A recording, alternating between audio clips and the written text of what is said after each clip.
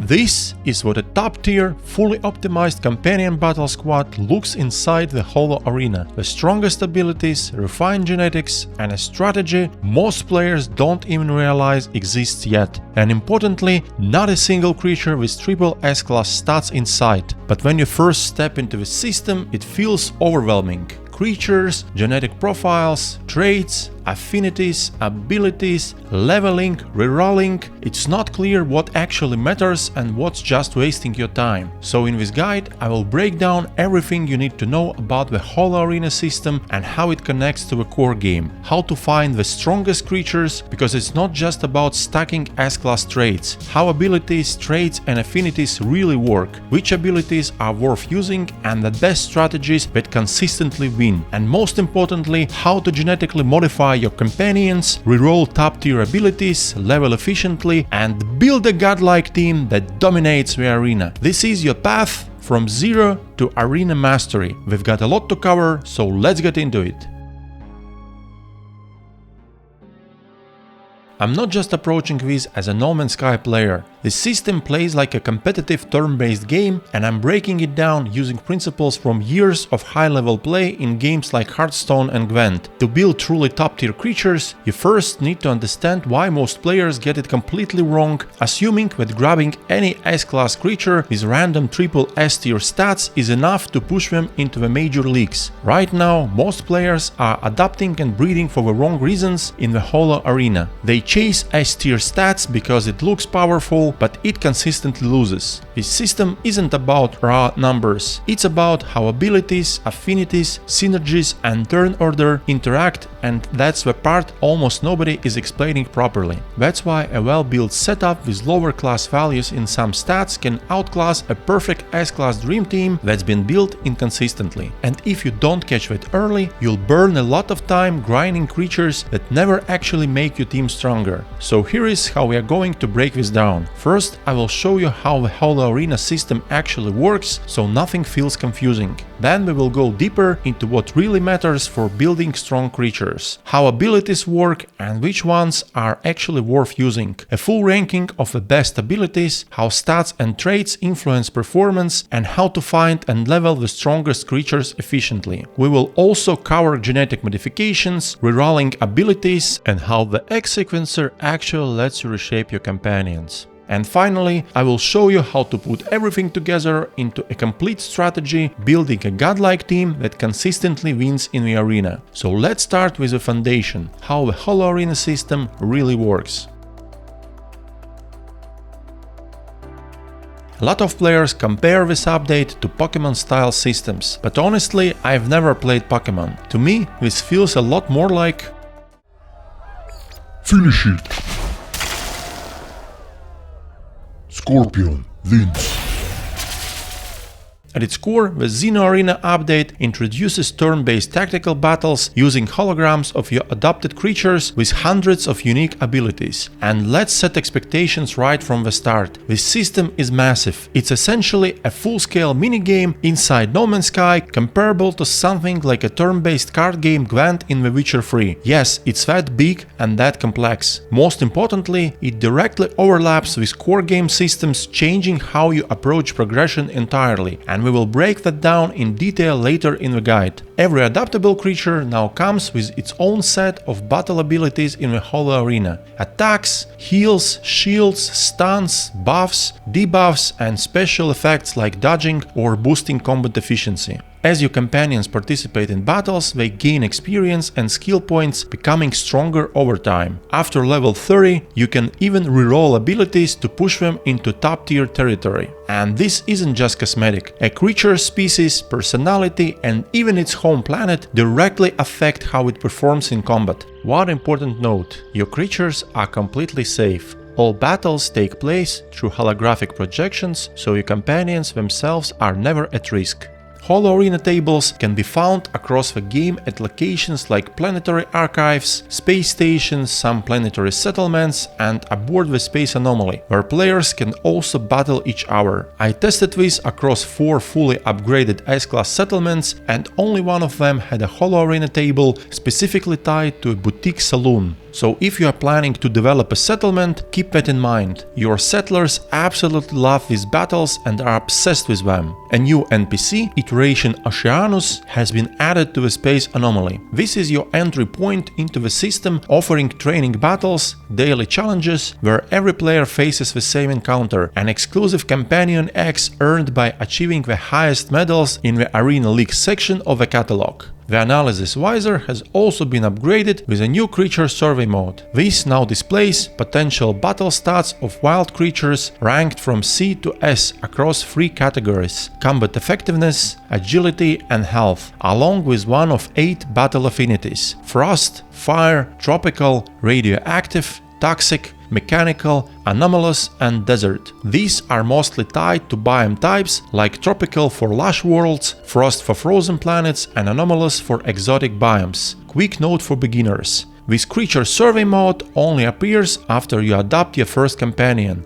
Whether that's intended or a bug is unclear, but be aware of it. Each affinity also comes with distinct combat visuals. Mechanical uses lightning-based effects, fire uses flames, frost, ice, and so on. So beyond performance, there is also a strong visual identity which makes hunting for the right creatures even more engaging. Your companion register has been expanded from 18 to 30 slots, with additional slots unlocked using nanites. New players start with just 2. Arena League NPCs from the GAC, Vy'keen and Korvax can be found across planetary buildings, while stronger system champions appear at space stations. These NPCs build their teams from local fauna, meaning if you see a unique creature in battle, you can often find it somewhere in that system. But there is more nuance to that, which we will cover later. The update also introduces new items including Challenger Invitations, Champion Invitations and Retroviral Pellets. Challenger Invitations are initially obtained from Oceanus during the tutorial or by defeating training encounters. Activating one sends you to fight a local system challenger. Defeating 3 challengers in the same system rewards a Champion Invitation, allowing you to face that system's champion at a space station. Defeating a champion grants another Challenger Invitation, creating a fully repeatable loop. Retroviral pellets are essentially free level ups. You can feed them to a companion using the Evolve Companion option, granting a skill point. These are primarily earned from daily challenges and champion fights. Based on extensive testing with over 300 arena wins and reaching Galactic Champion rank, the drop rate used to average around 1 in 10, more commonly from champions. After recent updates, challengers no longer seem to drop them, while champions consistently do. That makes retroviral pellets relatively rare and extremely valuable, so use them carefully. Also note that retroviral pellets are only awarded through the invitation system. If you are just playing casual matches at locations like settlements, you will only receive experience and small amount of nanites, which makes those fights far less efficient. There are also new Arena League titles tied to progression, which you will unlock naturally as you climb through the ranks toward Galactic Champion. So that's a big picture of the Holo-Arena system, but none of it matters without the right creatures to build around. So next, let's go step by step through how to adopt them and fully understand the companion interface. Many creatures in the game can be adopted, added to your companion register and summoned almost anywhere. On the space anomaly, they appear as holograms, allowing you to show off your rare companions to our players. Depending on their traits, companions can assist in combat, scan the area, gather resources, or simply travel with you across different worlds. Predatory creatures may even hunt our wildlife to feed themselves, so be careful. If you are trying to adopt a peaceful creature, your predator companion might kill it before you get the chance. You can ride compatible creatures, including some flying ones, even the most unusual types. You can give them commands, interact, and customize appearance with various accessories. The new creature survey mode also helps identify which creatures can be teamed. If a creature displays a trait potential panel on the right side, it can be fed creature pellets, which are crafted from carbon directly in your inventory. Approach the creature, feed it, and interact to bring up its menu. There you can choose to adopt it, harvest resources like eggs or milk, or ride it. Aggressive predators can be calmed using pellets, while some flying creatures can be brought down by dispersing pellets on the ground, allowing you to interact with them once they land. Adopted companions will have an expanded interaction menu with 6 options: pet, feed, evolve, ride, customize appearance, and induce egg. Above these options are 3 circular indicators. The first shows mutation progress or Holo-Arena progression. The second is the love meter, and the third is the hunger meter. Customize appearance allows you to apply accessories, decals, and colors. Induce egg allows your creature to lay an egg, which can be stored or hatched into an identical offspring. However, egg production has a few restrictions. Creatures can only lay eggs in their native climate, so you will need to return them to the appropriate biome. There is also a 24-hour real-time cooldown between egg production. Newly acquired or hatched creatures have an additional hidden restriction labeled as too young to lay eggs. In testing, they require around 5 real-time days before they can produce eggs. This applies to expedition rewards, Oceanus rewards, and genetically modified creatures created using the egg sequencer aboard the space anomaly.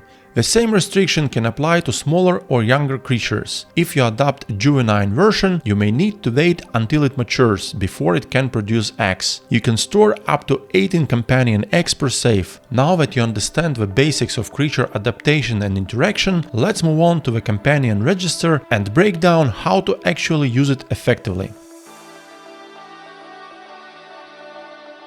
When you start fresh, only 2 slots are available in the companion register. Additional slots can be unlocked with nanites, starting at 500 per slot on normal difficulty and gradually increasing up to 3500 to reach the full capacity of 30 companions. So unlocking everything will require a solid amount of nanites. If you are new to the game, I have a complete beginner guide that walks you through exactly what to focus on, what to skip, and how to progress efficiently, including setting up a fast passive nanite income with minimal time investment. It covers survival, early money making, ships, multi-tools, exosuit upgrades, the space anomaly, your first freighter, and even your first corvette. All based on over 1500 hours of experience. One complete guide with just what truly matters for beginners. To access the companion register, open the quick menu with X, scroll to creatures and select companion register. This opens a full overview of all your teamed creatures. Here you can rename them, check their stats, traits, affinities, and open their genetic profile, which is directly tied to Holo-Arena performance. You can also dismiss companions directly from this menu. The genetic profile shows the creature's affinity, level, overall class, and the individual class of each stat from C to S across 3 core stats: combat effectiveness, agility, and health. These are critical for combat, and we will break them down properly later, because there is a lot of depth here that most players miss. You will also see vital stats like weight, hate, species, and total Holo-Arena victories. Companion traits are more complex than they appear at first glance. They affect both behavior in the world and performance in combat, so they deserve their own dedicated breakdown later in the guide. On the left side, the genetic profile shows your full progression path. Every companion can be leveled up to level 30, and each level grants 1 gene edit or skill point. These points can be invested into 3 gene edits: combat, agility, and health. By level 30, you will have all 3 maxed at 10 points each, for a total of 30 out of 30. But leveling doesn't stop there. In fact, level 30 is just the beginning. Beyond that point, companions continue gaining skill points, which can be used to reroll abilities. Every new companion starts with 5 abilities. The first 2 are affinity-based and generally more universal, while the remaining 3 are special creature abilities. Many of these scale directly with your combat gene investment, increasing damage or healing values. Even though the update is advertised as having hundreds of abilities, some are functionally similar, just with different names and animations actions depending on affinity. In some cases, abilities even share the same name while behaving differently. Always check the description carefully to understand what an ability actually does. At this point, it might feel a bit complex, but this is where it all starts to make sense. So next, let's walk through the Holo-Arena battle interface and connect everything you've learned so far. When you enter a Holo-Arena battle, the first screen is team selection. You can choose up to 3 creatures for your lineup. You can enter with fewer, but your opponent will still use a full team, so running a full squad is strongly recommended. In this screen you can freely adjust your lineup, swap creatures in and out and change their order. Then hovering over a creature, you will see its affinity, level, stats, size and most importantly its attack and defense profile. This is tied directly to affinities and plays a major role in combat, and we will go deeper into that in the next chapter. Agility determines turn order. The creature with higher agility will always act first, so you can use this screen to position your team strategically. Once you are ready, start the battle. Inside the arena, the interface shows both teams with health bars, current turn indicator and turn counter. You will see active creature stats including names, health, class, level and affinity. A green fast forward icon marks the creature with the highest agility. During combat, additional icons may appear under health bars. Green for buffs and brown for debuffs. You can hover over them to see exactly what they do. In the bottom left, there is a battle log showing recent actions. On the right side, you will see your active creature's 5 abilities. Below that are 3 options: rest,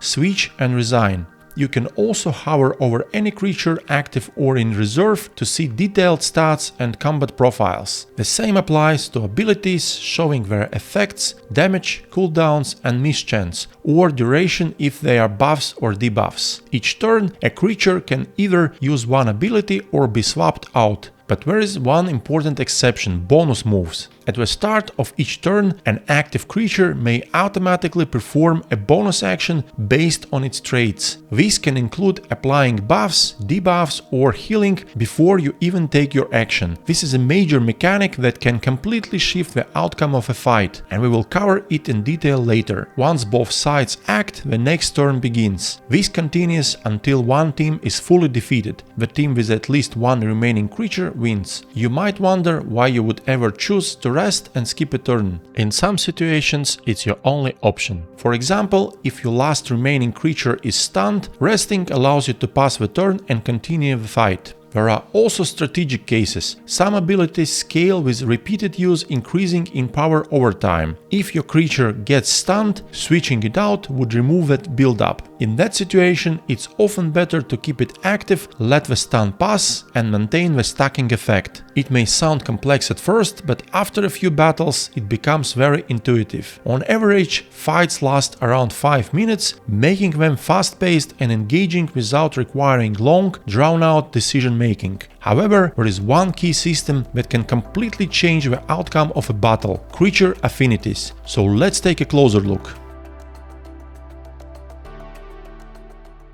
Creature affinities are a new system that defines a creature's elemental profile. Most affinities are tied to a specific biome, which determines both their visual identity and access to certain battle abilities. In most cases, creatures adapted in a biome will inherit its matching affinity. For example, frozen worlds usually spawn frost creatures with frost-based abilities. However, it's not always consistent. You may occasionally find creatures in a biome with a different affinity. Whether that's intentional or not is unclear, so always double-check a creature's affinity before adapting it. Outside of the Holo-Arena, affinity mainly determines the creature's native biome, which is required for egg production. There is one important exception: mechanical affinity. Robotic creatures, also known as synthetic fauna, fall into this category, along with certain exclusive companions from expeditions and Oceanus rewards. There is no mechanical biome in the game. Planets that appear mechanical or metallic are still classified as exotic biomes, which are actually tied to anomalous affinity. To avoid confusion, always check the creature's native climate in the companion register to see where it can produce eggs. The real impact of affinities is in Holo-Arena combat. Each affinity has a fixed attack and defense profile that determines its strengths and weaknesses against our affinities. Attack profiles define which affinities you deal increased or reduced damage to,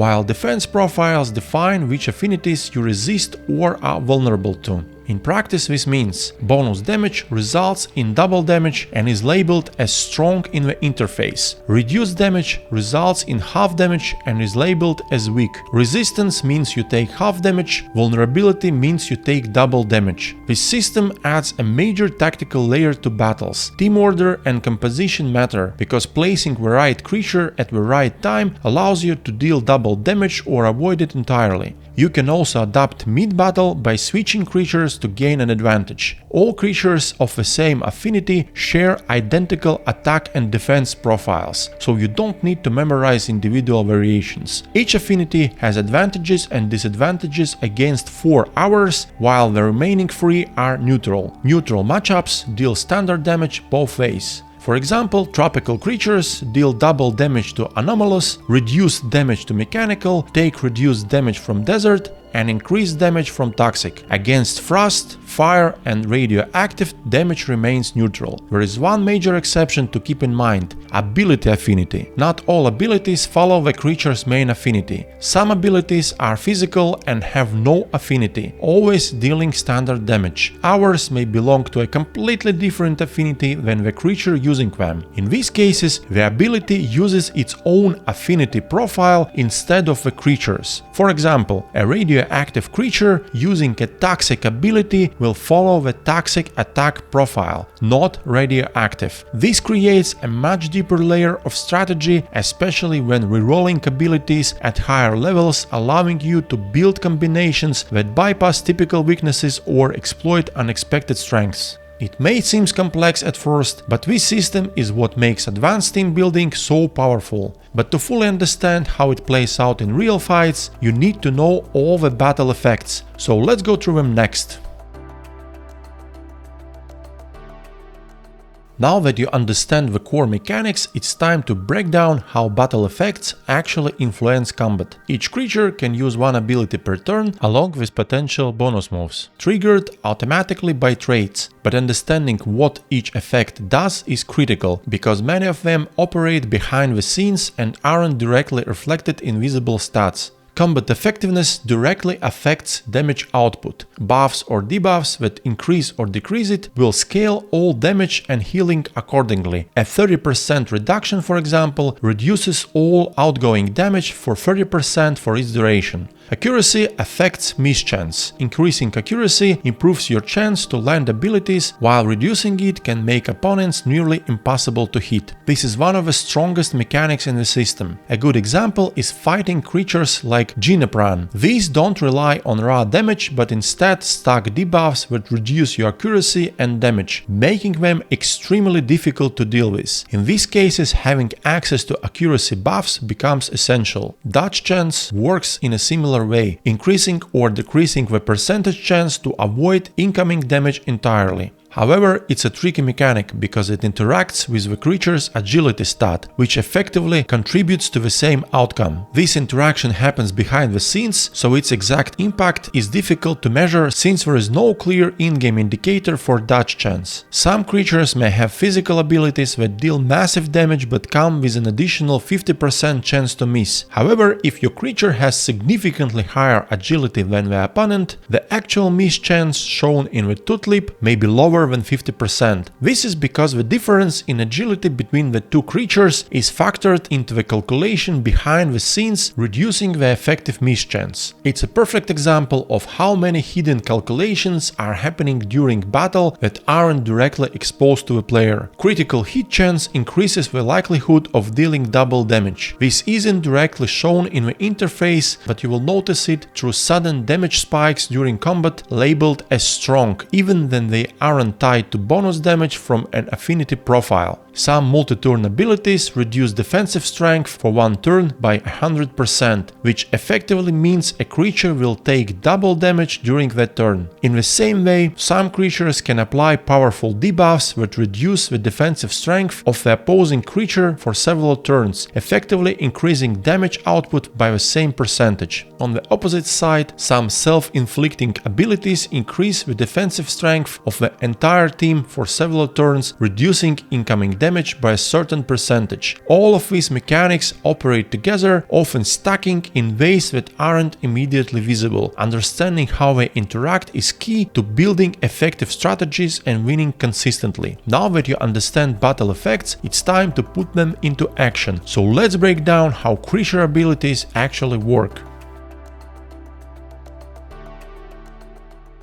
Abilities that deal direct damage, block damage, or instantly heal are fairly straightforward, but things get much more complex once you introduce multi-turn and delayed effects. For example, a tropical ability like Rampage is a multi-turn ability where the effect is split across 3 turns, with damage increasing each turn. Once you activate it, your creature is locked into the sequence. You can't interrupt it, cancel, or influence. You simply watch it play out. This makes these abilities extremely risky and timing dependent. Then there are delayed abilities. These can either trigger massive healing after a set number of turns or apply a heavy damage debuff that activate later. The important detail here is that these effects continue ticking even if a creature is switched out into reserve. This opens up interesting strategy. For example, you can apply a delayed heal to a heavily damaged creature and then safely swap it out. The heal will still trigger in reserve. The same applies to damage overtime or delayed burst abilities. Your opponent can be knocked out even while sitting in reserve. Some abilities can morph opposing creatures, temporarily changing their affinity and forcing them into disadvantageous matchups, making them vulnerable to your main damage type.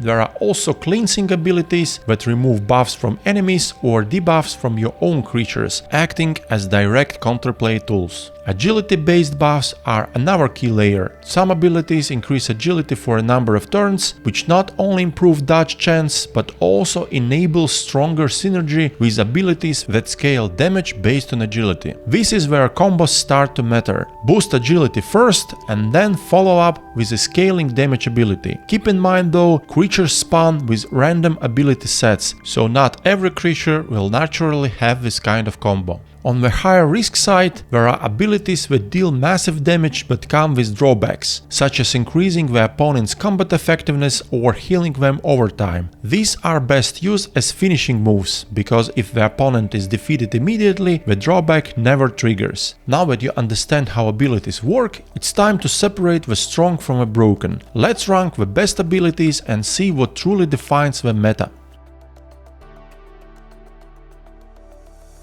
Before we start, a quick but important disclaimer. This is not a complete list of every ability in the game. Many abilities overlap in function or differ only in animation or naming. Instead, this is a focused breakdown of the most impactful and commonly used abilities. Even lower tier abilities are not necessarily bad, they are just more situational and dependent on specific builds or strategies. With that in mind, let's begin. C tier. Basic damage abilities and low value damage over time effects. Reliable but nothing special. Multi-turn abilities. These are risky and often leave you locked into animations with little control, making them hard to use effectively in fast-paced fights. High miss physical abilities. The extra damage is not worth the inconsistency, especially in close encounters. Morphing abilities. Generally too slow and basically waste a turn without immediate impact. Small heal over time abilities. Useful in theory, but too slow to matter when burst damage is common. Single turn dodge buffs. Hard to measure, inconsistent in practice, and too situational to rely on. Active move reset abilities. These often feel inefficient since you lose tempo without gaining immediate advantage. B tier. Medium damage abilities with damage over time effects. Stronger than basic damage because they continue ticking even when a creature is switched into reserve. Delayed large heals. Much more flexible than small healing effects and can be timed strategically even when your creature is already at full health. Conditional debuffs. These apply pressure over time or punish specific opponent actions, but are often inconsistent unless paired with the right setup. Critical hit chance buffs. Strong on paper but unreliable in practice due to the lack of clear visibility into actual proc rates. Self-damaging abilities. These can deal a massive amount of damage and work great as finishers, but overall they are very awkward to use. Besides, they completely ignore damage blocking abilities that increase your creature's defensive strength, and will still deal full damage even if the defensive strength is at max 100%, fully blocking all damage from opposing creatures. Combat effectiveness buffs and debuffs. Useful in longer fights, but lack immediate impact and can be removed or outpaced. Dodge chance buffs. Similar issue to crit chance. Powerful in theory, but inconsistent without clear indicators. A tier. Multi-hit abilities. Extremely strong and flexible. Each hit can independently crit or miss, making them highly reliable for consistent damage output. High damage abilities with opponent healing or buff side effects. Best used as finishers since negative effects don't matter if a target is eliminated. They can also be used to apply pressure and force the opponent into the defensive. Large instant heals, extremely valuable, especially when combined with high agility or accuracy reduction debuffs.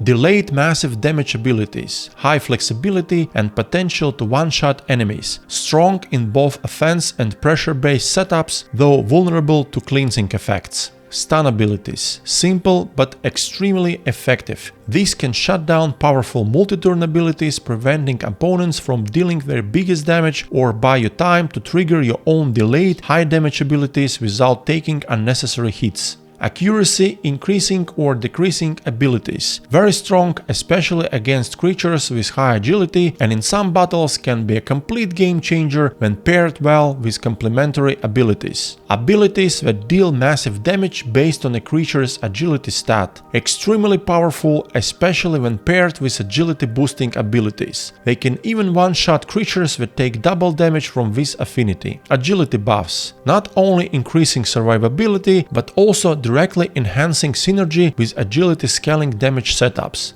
Team-wide sacrifice combat effectiveness buffs. Extremely powerful if not countered. Often pushing combat effectiveness to extreme levels and enabling overwhelming damage output for many turns. Damage absorption or conversion abilities. Great for survivability, though often limited by cooldowns, so they can't be maintained consistently against sustained burst damage. Damage reflection abilities. Strong defensive tools that can punish aggressive, low health opponents and can force switches or healing. Debuff cleansing abilities. Highly situational but critical against heavy control or delayed burst setups. Double debuffs. Rare but extremely efficient when applied correctly, stacking multiple disadvantages on the opponent at once. S tier. And now the most powerful and versatile abilities of them all, the ones that in most cases guarantee a major impact on the flow of battle. High percentage damage blocking abilities, 40% plus. These outperform damage absorption or reflection because they persist for multiple turns and reduce all incoming damage during that time. As long as your creature has enough health to sustain hits, this becomes incredibly strong, especially since it can be refreshed before expiring. That means you can temporarily stack it to reach over 90% damage reduction for at least one turn. If left unchecked, your opponent will be dealing massively reduced damage across the board, including debuffs, giving your creature exceptional survivability. Buff removal abilities. Simple on paper, but often completely game-changing. They can strip away powerful effects like delayed heals, shields, and accuracy boosts. More importantly, they are currently the only reliable counter to one of the strongest strategies in the Holo-Arena: sacrifice abilities that grant 100% defensive strength to the entire team for multiple turns. If you can't remove the buff, it can often result in a near guaranteed win for your opponent by fully blocking incoming damage. Scaling damage abilities with 0 turn cooldown. These can be tricky to use at first, but once they ramp up, they become devastating. With no cooldown, their damage increases rapidly turn after turn, and after a short build-up, they can start one-shotting entire teams. It's important to note that only versions with 0 cooldown reach this top tier status. Even a 1-turn delay significantly reduces their effectiveness. The main counters are stuns, which might interrupt and reset the scaling, and buff removal. Previously, these effects couldn't be removed due to a bug, making them absolutely overpowered, but even now they still remain among the strongest abilities in the Holo-Arena. Sacrifice abilities granting 100% team-wide defensive strength for several turns. As mentioned earlier, this effectively makes your remaining team invincible to all incoming damage while the effect is active. It's so strong that entire team strategies can be built around it, like using a weaker creature first just to trigger the effect immediately. The only caveat is that it doesn't protect against self-damage or certain self-debuffs. Still, it's a top tier choice for any champion setup. So why did I rank with similar sacrifice abilities, one boosting combat effectiveness and the one boosting defensive strength in different tiers? Simple. It doesn't matter how much damage your opponent can deal if all of it is completely blocked. Now that you understand how abilities define the meta, we can go even deeper into creature stats, how to spot truly strong creatures, and what the actual stat limits look like in practice. Overall, creature class, along with the class of its 3 main stats, combat effectiveness, agility and health, plays a major role in Holo-Arena performance. These can all be viewed through the new creature survey mode in the analysis visor. And yes, like most players, you will immediately assume S-class across everything is always best. But in reality, it's not that simple. So why are S-class creatures with triple S-class stats considered the strongest for Holo-Arena? The honest answer is yes and no. As you already know from the ability system, raw stats don't always decide fights. A creature with perfect S-class stats but weak abilities will lose to an A or even B class creature with top tier abilities. And since abilities can only be rerolled after level 30, this heavily influences how you plan and build your team from the start. Also, while S-class creatures may look stronger on paper, their real advantage comes from the class and rolled values of their individual stats, not simply from having the highest overall creature class. Creatures don't get passive stat increases per level. Instead, every level grants a skill point that must be assigned into one of the 3 categories: agility, health or combat effectiveness. Each category caps at 10 points, meaning a fully leveled creature at level 30 will have all 3 maxed. But the key detail is this: the value of each point depends on the class of that stat. C-class stats: combat plus 41 per point, health plus 175 per point, agility plus 14 per point. B-class stats: combat plus 48 per point, health plus 225 per point, agility plus 22 per point. A-class stats: combat plus 63 per point, health plus 275 per point, agility plus 25 per point.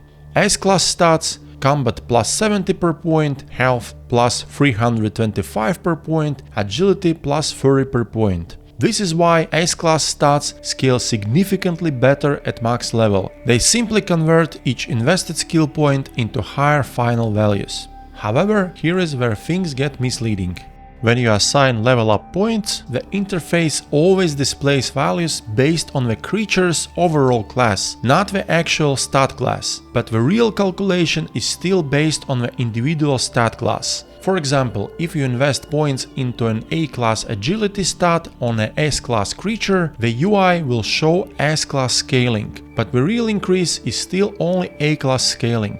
The opposite is also true. A B-class creature with an S-class stat will visually appear weaker in scaling but actually benefit from S-class growth. The important takeaway is that final stats are always correct, but the leveling interface can be misleading during progression. Now this leads to a major conclusion. A creature with even a single C-class stat can never reach an overall S-class rating, even if the other two stats are S-class. In that case, it will still be classified as A-class creature overall, despite having combat effectiveness and agility rolled at S-class values. And here is where it gets interesting. If that A-class creature rolls much higher actual values in combat effectiveness and agility than an S-class creature along with high-tier abilities, it will outperform that S-class creature in the arena. That's exactly why chasing triple S-class creatures isn't as important as it seems. The overall class label can be misleading compared to the real power of the individual stats. In multiplayer, this can even be used as a deliberate misleading strategy. An opponent seeing a team of only A-class creatures might underestimate you and assume an easy win, while in reality your A-class creatures could have extremely high combat effectiveness and agility, easily outperforming more perfect-looking S-class builds with much lower values in these crucial categories and poor abilities.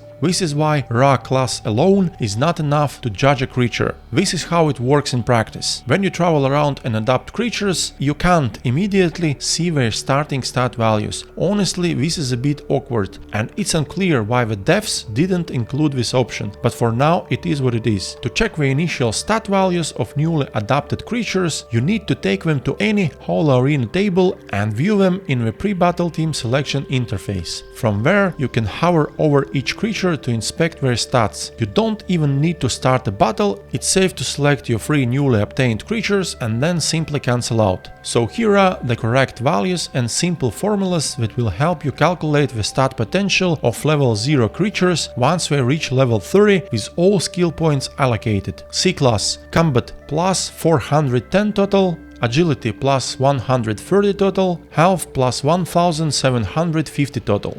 B-class: Combat plus 480 total, Agility plus 220 total, Health plus 2250 total.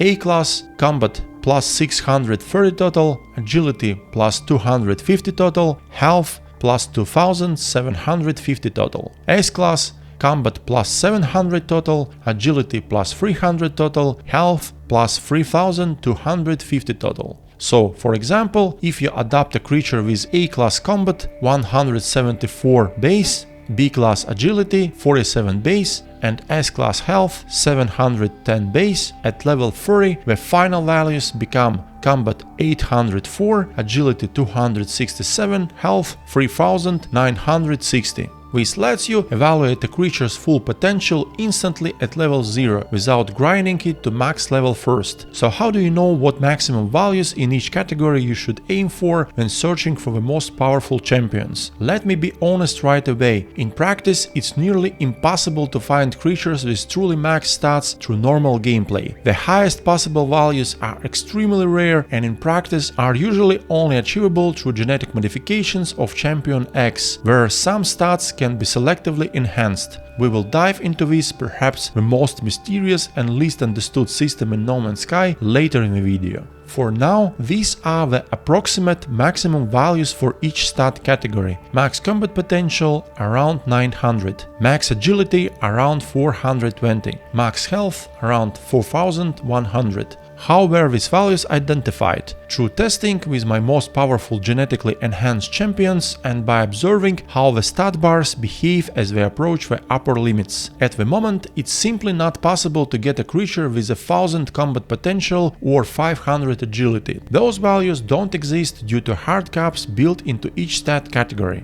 So what should you actually prioritize? Agility is the most important stat. It directly influences turn order, which often decides fight, since acting first each round provides a significant advantage. It also improves survivability through damage avoidance interactions. Combat effectiveness increases raw damage and healing output and also affects percentage-based effects like shields and damage modifiers. This stat is extremely important for scaling abilities. Health is the the least impactful in most cases. A strong combination of agility and combat can outperform a tanky creature almost every time, especially in optimized builds. So the bigger they are, the faster they lose, if they can't land a single hit on your highly agile creatures. Ideally, you want triple S-class stats, yes, but realistically those are very rare. Even after extensive exploration across dozens of planets, they remain extremely uncommon. On the other hand, creatures with double S-class stats are much easier to find and are already more than enough to reach top-tier performance, especially if they come with strong starting abilities. And in most cases, better abilities matter more than perfect stats anyway. So now that you know how to evaluate creature potential, let's move on to creature traits and how they affect behavior both outside of combat and in the Holo-Arena. Creature traits define behavioral patterns that affect both open-world companion actions and performance in Holo-Arena battles. You can view them in the companion register or directly inside a creature's genetic profile. Each companion has 3 trait slots, but they exist as 6 possible traits in total: helpfulness, playfulness, gentleness, aggression, devotion, and independence. However, only 3 are shown at any given time because each pair exists on a spectrum and only the dominant side is displayed. Each trait ranges from 0 to 100%, and the higher the value, the stronger its behavioral influence. First, let's look at how traits affect behavior outside of combat. High helpfulness can trigger a creature to scan the environment, dig up resources, or assist you while traveling. High playfulness reduces or completely replaces these helpful actions with more playful behavior, making the creature more expressive and active around you. High gentleness determines how peaceful a creature is toward our lifeforms. Even at maximum gentleness, creature will still defend you against predator attacks. High aggression causes creatures to actively hunt nearby wildlife when hungry, feeding themselves without player input. High devotion determines how closely a creature follows you. High independence increases how far a creature will roam from you, often allowing it to scout ahead. It also slows love meter decay. As a side note, riding a companion is one of the easiest ways to escape aggressive sentinels. Even if it doesn't fully reset alert status, sentinels will stop attacking while you are mounted. In Holo-Arena battles, traits can trigger powerful bonus effects at the start of each turn. These act independently of your direct input and do not consume your turn, effectively giving you extra passive effects during combat. High helpfulness triggers a temporary combat effectiveness boost of 20 to 25%. High playfulness increases that chance by 30 to 35%. There is an important inconsistency here. The battle log labels both effects under helpfulness, even then playfulness is the actual source of the trigger. This appears to be a UI error, but it's important to be aware of it. High gentleness applies a debuff to the opponent, reducing their combat effectiveness by 25 to 30%. High aggression applies a damage over time effect that deals moderate damage for several turns. High devotion provides moderate self-healing. High independence reduces the opponent's accuracy by 40 to 50%. From testing, the strength of these bonus effects scale with combat effectiveness. At 100% trait values, these effects can trigger extremely frequently, sometimes every other turn, making them a significant part of battle flow. I also tested whether focusing on a single max trait was optimal, but overall results show that maxing all traits provides better consistency and utility through more frequent triggers. You don't need to find creatures with all traits already maxed. Instead, trait optimization is done through genetic modification later in the system, which we will cover in detail. For my own builds, I typically focus on helpfulness, gentleness, and independence, as this combination boosts damage, weakens opponent output, and applies consistent accuracy reduction. Now that you understand affinities, abilities, stats, and traits, we can finally move into practical application, how to consistently find the strongest creatures in the game. Because No Man's Sky uses procedural generation, there is an enormous amount of variation in creature design. Even after hundreds of thousands of hours, you can still encounter entirely new creatures. However, this randomness still operates within boundaries defined by the game's systems. Not every creature is adaptable. To be adaptable, a creature must display trait potential in the new creature survey mode of the analysis visor. If this information is missing, the creature can still be scanned for units but cannot be added to your companion register. In general, most flying bird-like creatures cannot be adapted. Most underwater creatures are also excluded, with the exception of a cute-looking crabs of various sizes, which often use all kinds of strange objects as protective shells, from space helmets to our unexpected pieces of equipment. Many exotic fauna types are also non-adaptable. Outside of that, adaptable creature variety is still extremely broad. Synthetic fauna can be found across most systems, and on a planet's discovery page it will be clearly labeled as synthetic fauna. Some of the rarest and most unusual creatures, such as walking skeletal beings, semi-transparent striders, and strange exotic flying life forms, are exclusive to purple star systems. So if you are new to the game, you will first need to complete the main storyline and later unlock the Atlantic Drive through a specific quest to access these systems. It's also worth noting that NPCs in Holo-Arena battles may use creatures that cannot normally be found or adapted in the wild, such as Mecha Mouse or Ginapran type entities. These will never appear in natural exploration. Even when NPCs use creatures with triple S-class stats, those specific versions are not guaranteed for players. If they're obtainable at all, their stats will be randomized. However, NPC-used creatures that are adaptable will always retain their ability sets, making them a valuable source for discovering strong builds. In general, the best approach is simple: scan and evaluate creatures whenever you encounter them. This turns exploration into a constant scouting process and adds a new layer of depth to the game. Triple S-class creatures are extremely rare, but double S-class creatures are much more common and can be collected relatively quickly. However, even the strongest naturally spawned creatures are not truly final forms. They can always be improved further through genetic modifications. For strong baseline creatures, these are solid targets for S-class traits: combat effectiveness 180+, agility 70+, health 700+. Since you cannot view full stat potential immediately, you must bring creatures to a Holo-Arena table and check them in the team selection screen before committing to them. This is where newer players actually gain a major advantage. While the system is clearly endgame focused, beginners benefit significantly by evaluating every interesting creature they naturally encounter, instead of actively farming specific setups like veterans tend to do. Over time, this results in a naturally strong roster without dedicated grinding. And in the next chapter we will move into one of the most important systems: how creature leveling actually works and how to efficiently bring your companions to level 30 and beyond.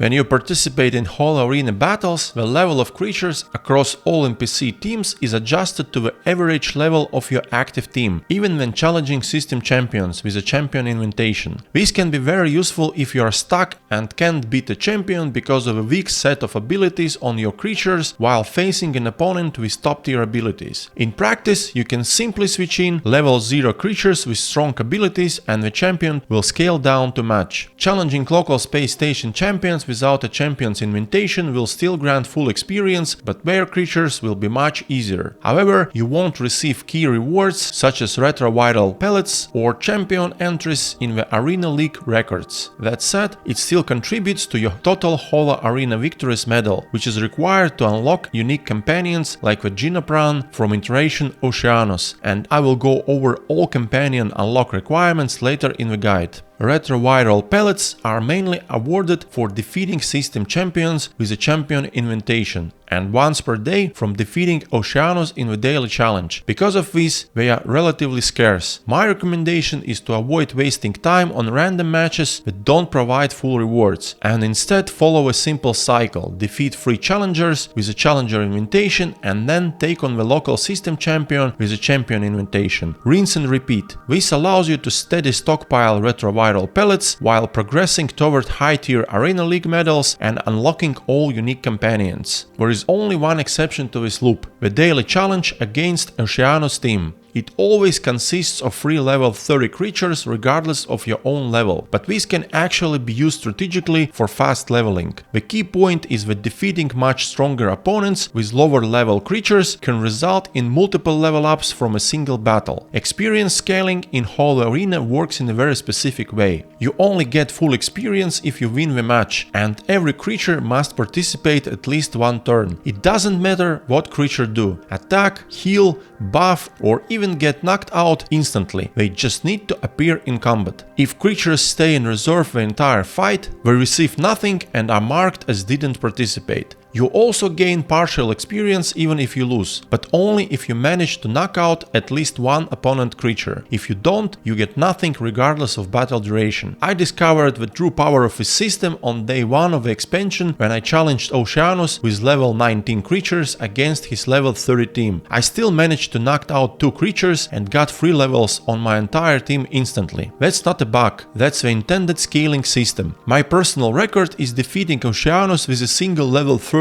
carry creature and 2 level 0 companions. After one battle, both jumped 26 levels. That's a core idea. One strong carry creature can power level an entire new team. This is intentional design, and it completely changes how progression works. Instead of slow grinding, you get burst progression early, and then it tapers off. After level 25, leveling slows significantly, and reaching level 30 typically takes around 15 to 18 matches. With 5-minute battles, a new creature can reach max level in just a couple of hours. So yes, it feels fast early on, but it stabilizes into a controlled progression curve. You might think you can store level up points, keep creatures at level 0 and repeatedly farm massive XP from high level battles. That doesn't work. Even if you don't allocate points, the game tracks total earned progression behind the scenes. So your creature will no longer receive exaggerated level spikes once it has already benefited from that scaling threshold. And leveling doesn't stop at 30. After level 30, creatures continue gaining levels, but instead of increasing stats, they generate additional skill points. This is where true optimization begins. Once all 3 stats are maxed, these extra points are used to reroll abilities and refine your creature into a perfect combat build. Level 30 creatures gain about 10 to 20% of a level per match against our max level teams, meaning you need roughly 6 wins per additional level. This is why retroviral pellets are so valuable. They instantly grant a full level, saving massive time at endgame. This is also why I recommend saving them for later instead of rushing early progression. Once you hit level 30 with your core team, leveling is over and optimization begins. So let's break down how ability rerolling actually works.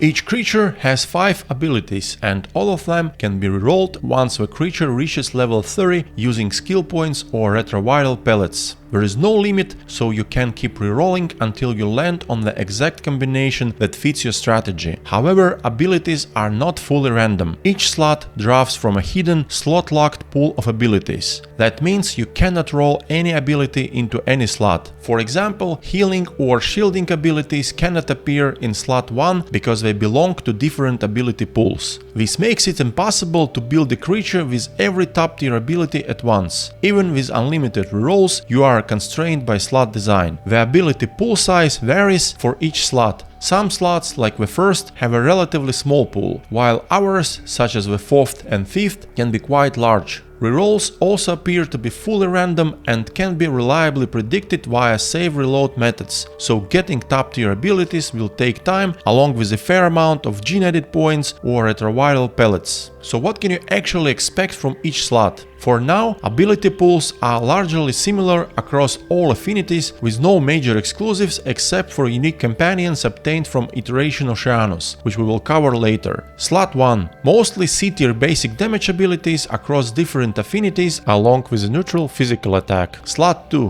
One of the strongest slots for direct damage. S-tier charge-up abilities with varying cooldowns, A-tier multi-hit abilities and agility scaling damage skills. Slot 3. S-tier buff removal abilities, A-tier finishers, delayed high damage attacks and mid-tier damage overtime debuffs. Slot 4. Defensive focused, S and A-tier shields and damage blocking abilities, self-heals and debuff removal. Slot 5. One of the most diverse pools, S and A-tier sacrifice abilities, double debuffs, buffs, cooldown resets, morphing abilities and more. So what does this mean for optimal rerolling? The system is intentionally balanced. You can't stack top tier abilities in every slot. For example, slot 1 simply doesn't include high tier options. Similarly, you can't combo a powerful multi-turn damage reduction shield with a strong self-heal, since both belong to the same slot, so you have to choose one over other. However, this limitation can be partially mitigated through trait synergy. High trait values allow creatures to perform regular bonus moves, meaning a heavily shielded creature could still sustain itself through passively triggered healing effects. Overall, while perfect combinations are limited, you can still reroll extremely powerful setups and turn your creatures into top-tier Holo-Arena champions. But to truly push your team to the next level, we need to dive into one of the most mysterious and misunderstood features in No Man's Sky, the Egg Sequencer, where with the right knowledge you can genetically shape the next generation of elite Holo-Arena champions. The strongest creatures can't be found, they are made. By modifying Companion X in the X Sequencer, a service available on the Space Anomaly, you can directly alter a creature's genetics and push it far beyond its original limits. There are 4 aspects you can edit at any time. Growth Hormone affects weight and height.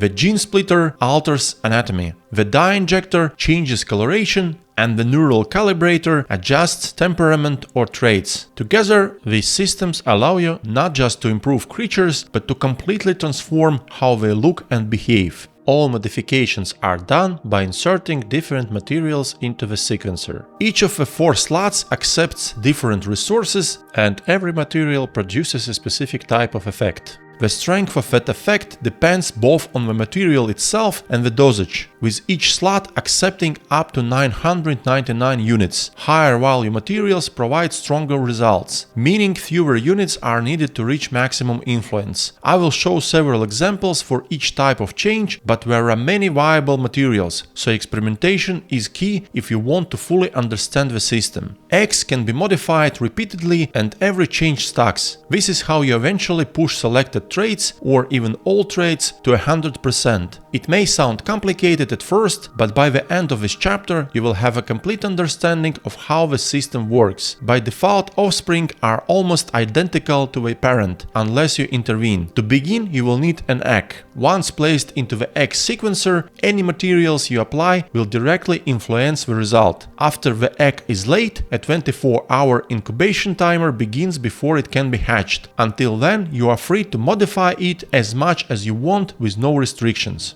When you see inherited, it means no further change is occurring, either because you didn't apply any modification or because the value has reached its limit. Unstable indicates unpredictable results, typically for anatomy or color. Increasing and decreasing refer to measurable changes like size or personality shifts. Growth hormone controls size, allowing you to make creatures larger or smaller. However, every species has its own genetic limits. Not all creatures can become tiny or grow into giants. From testing, small and medium creatures can usually be reduced to very small sizes, while large and giant species have stricter limits. Each species operates within its own size range. To increase size, you can use materials like ionized cobalt, oxygen or phosphorus. To decrease it, condensed carbon dioxide or pyrite works well. You can repeat this process as many times as needed until the result shows inherited, which means you've reached the cap. The Gene Splitter is the most unpredictable tool. Its results are always marked as unstable and there is no precise way to control the outcome. It can alter anatomy, changing features like head shape or adding and removing body parts, especially on synthetic creatures with spinal discs. However, not all species respond to these changes. In some cases, no matter what you apply, the creature will remain unchanged. The only reliable approach here is experimentation. The Gene Splitter can exceed 100% effectiveness, up to 150%. Beyond 100%, it enters an overdose state, which can cause extreme anatomical changes. The Dye Injector works in a similar way, but focuses on color. Again, results are always unstable, and with so many possible color variations, trial and error is the only way to get exactly what you want. A useful trick here is to create a restore point before modifying the egg. If the egg has no hatch delay, you can hatch it immediately at the space anomaly, check the result in the creature register, and reload if needed to try different materials. The neural calibrator is where you gain precise control. It adjusts creature traits, and a fully charged slot changes a trait by 20%. For example, raising a trait from 20% to 100% requires multiple full modifications. Moving a trait from one extreme to the opposite, like 100% aggression to 100% gentleness, takes 10 full applications. That means you would need to place an egg in the egg sequencer 10 times, applying a full dose of material each time to turn a 100% aggressive predator into a fully gentle creature. You can modify creature traits using these specific self-tested materials. Carbon, condensed carbon, and oxygen increase healthfulness. Paraffinium, cobalt, and chromatic metal boosts playfulness. Uranium, nitrogen, and gamma root increase gentleness. Phosphorus, indium, and salt increase aggression. Ionized cobalt, sodium, and platinum raise devotion. Dihydrogen, methane, and cadmium increase independence. To max out all traits, you will need to modify the egg multiple times using different materials until each trait shows inherited. Keep in mind that materials interact with current values. If a creature starts highly aggressive, adding a material that increases gentleness will first show aggression decreasing until the balance shifts, after which it will display gentleness increasing. This is normal but can be confusing at first. So this is the foundation of breeding powerful companions, whether for the Holo-Arena or simply to create creatures that match your preferences. Genetic modifications do affect creature stats, but within limits. Combat effectiveness is fixed and cannot be changed. Agility and health, however, scale slightly with size. Smaller creatures gain agility but lose health, while larger ones gain health at the cost of agility. The changes are noticeable but not extreme. For example, reducing size to a minimum increased Mr. Bone's agility by 8 points while reducing health by 24. Caca-Crab gained 37 agility but lost 150 health. Sub-Zero gained 22 agility and lost 57 health. On the opposite end, increasing a Scorpion to maximum size reduced agility by just 2 points but increased health by 318, bringing it close to its maximum. These results vary significantly depending on the species and its hidden parameters, so exact outcomes are difficult to predict. But the general logic is this: the smaller a base creature already is, the less additional agility you can gain by reducing its size further, since it will often take only a few egg modifications to reach that species' minimum size limit. And because these size limits are unknown for each species, the only reliable way to understand or predict the outcomes is through extensive testing and experimentation across different creatures. If your goal is to create the most effective arena companions, the most efficient approach is to minimize size for maximum agility and push key traits to 100%. Smaller creatures are also more energetic and visually entertaining, though they can't be ridden. A practical solution is to keep two versions, one normal-sized for traversal and one optimized for combat. Light genetic modifications usually preserve a creature's original abilities, but deep mutations can change them entirely. This can be used to reroll abilities on high-tier creatures that have strong stats but weak initial abilities. After hatching, a genetically modified creature will be marked as too young to lay eggs and will require 5 days before it can reproduce. Its offspring can be modified again, but size limits remain fixed. Once you've reached a species maximum or minimum size, further changes in that direction are no longer possible, even across generations. So while traits, colors, and anatomy can continue evolving, you can't stack multiple generations to exceed the natural cap for size, agility, or health. That's the full picture of how the egg sequencer works. With enough experimentation and planning, you can engineer creatures that are not only unique, but highly optimized for whatever role you need. Next, let's break down all arena rewards and unique companions you can unlock.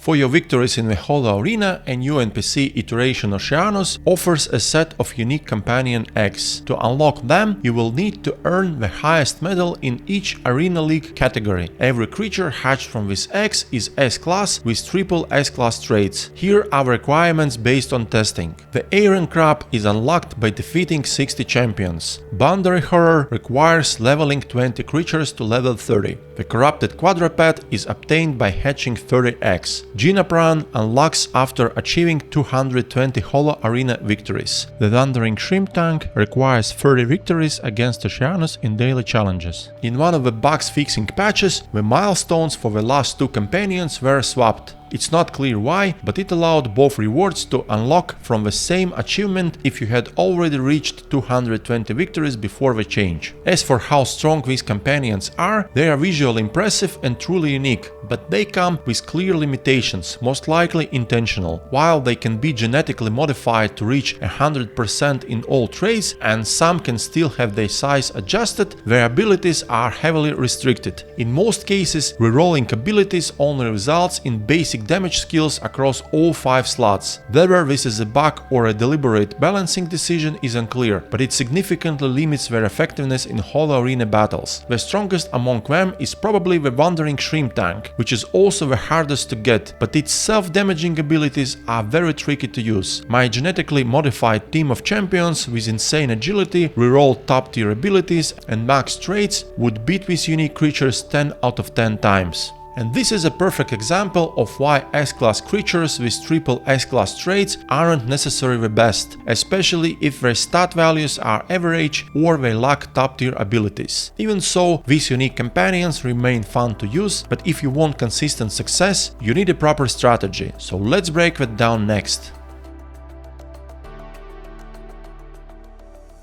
If you've followed this guide so far, you already understand that the strongest champions come from careful initial selection, evaluating creature potential, and breeding and genetically modifying high-quality creatures you discover during exploration. That said, for solo Holo-Arena play, you don't actually need perfect creatures. Focus on companions with strong abilities, ideally with S-class combat effectiveness and agility, which are reasonably easy to find. Use efficient leveling methods, prioritize battles against challengers and champions to earn retroviral pellets, and keep progressing through Arena League rewards. Don't forget to challenge Oceanus daily and always check new discovered creatures, since any of them could become your next top-tier champion. But building a team of godlike creatures that dominate the arena can take a significant amount of time. In that case, if you are aiming for the absolute best, the most efficient time-saving approach is as follows.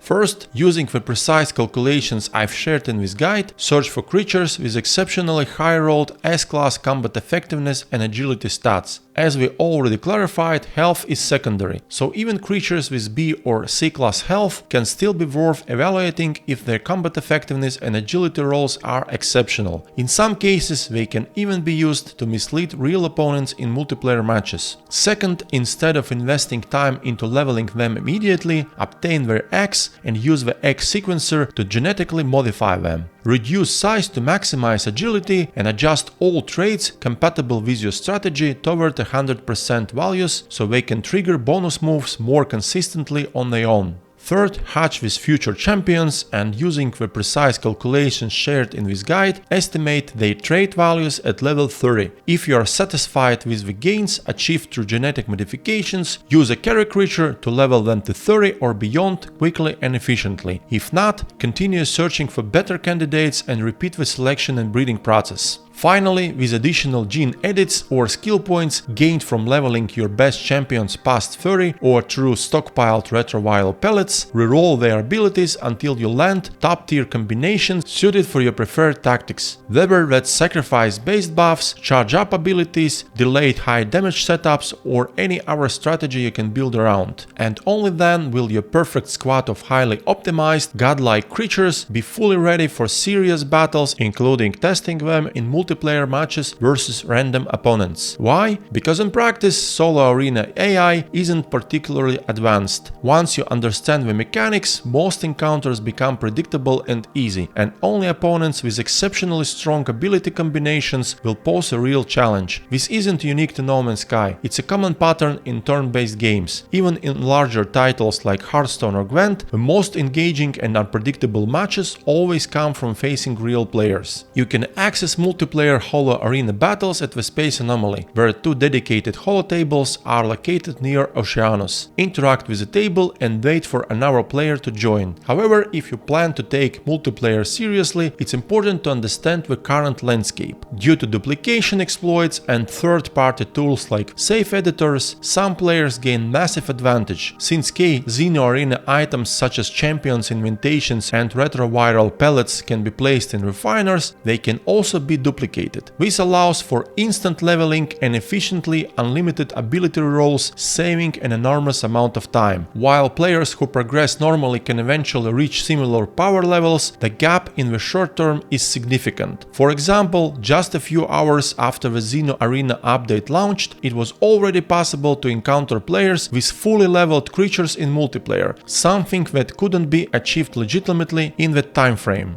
On top of that, with tools like the Safe Editor, creatures that normally can't be adapted can also be added into the game, even ones that don't naturally exist. Their stats can then be modified as well up to triple S-class. This undermines the competitive aspect of multiplayer and reduces the long-term potential of the system unless these issues are addressed. At the same time, some players may see this as an added challenge, choosing to compete through skill, strategy and knowledge rather than shortcuts. How this evolves in the long run will depend on future updates and how the systems are handled. And with that, we arrive at the final question: how the Holo-Arena ultimately changes exploration and gameplay as a whole. Holo-Arena isn't just another update. It feels like a fully developed minigame built inside No Man's Sky, with its own depth, strategy and progression. What makes it stand out even more is how seamlessly it connects with the rest of the game's systems. It adds a new layer to almost everything. Exploration, in particular, becomes more meaningful than ever. You are no longer just searching for beautiful or unusual planets, but also for creatures with strong stats, powerful abilities and the potential to become top-tier champions. When combined with the nutrient ingester recipes that boost scanning rewards, as covered in my Ultimate Mastery Guide, exploration can also become incredibly profitable. You are effectively progressing on multiple fronts at once, discovering planets, building a powerful roster, and earning massive amounts of units. Even repetitive Quicksilver missions feel more engaging now, since there is always the chance of encountering a valuable creature along the way. Planetary settlements gain a bit of extra life as well, giving you another way to interact with your settlers through Holo-Arena battles. Trade outposts, already best for trades and hunting S-class or exotic starships, now have an extra layer of excitement. You can jump into a Holo-Arena match and suddenly an exotic ship lands nearby. Moments like that add a lot to the overall experience. The devs have also hinted at upcoming features in the patch notes, including ranking systems, seasonal rewards and expanded competitive elements. This is exactly the kind of update the long-time No Man's Sky community has been waiting for. Of course, not everyone enjoys turn-based strategy games, and for some players this system might not be the main attraction, but even then it still enhances the overall game. You can use it purely as a way to collect unusual creatures with triple S-class traits, adding more variety and fun to your companion system. Personally, this is one of the most enjoyable updates added to the game. At least on the single player side, it delivers a deep and rewarding experience even if you've never played a turn-based games before. I rated 10 scorpions out of 10. Hopefully, this guide gave you a complete understanding of the companion system and the Holo-Arena, along with the depth and potential behind it. If you apply these strategies, reaching Galactic Champion rank is only a matter of time. Thanks for watching, like and subscribe to support the video, and I'll see you in the next one. Udelu proud!